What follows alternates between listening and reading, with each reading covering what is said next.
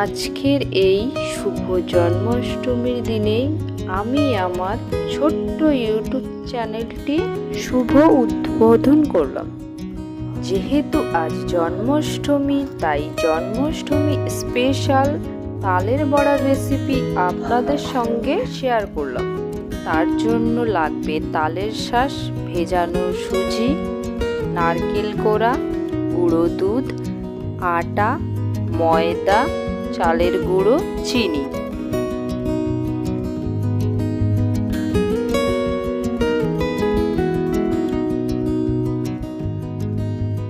এবার একটি খালি পাত্রে কিছুটা পরিমাণ কালো জিরে দিয়ে বাকি উপকরণগুলি অ্যাড করে কিছুটা পরিমাণ জল এবং স্বাদ মতো লবণ দিয়ে মেখে নিতে হবে।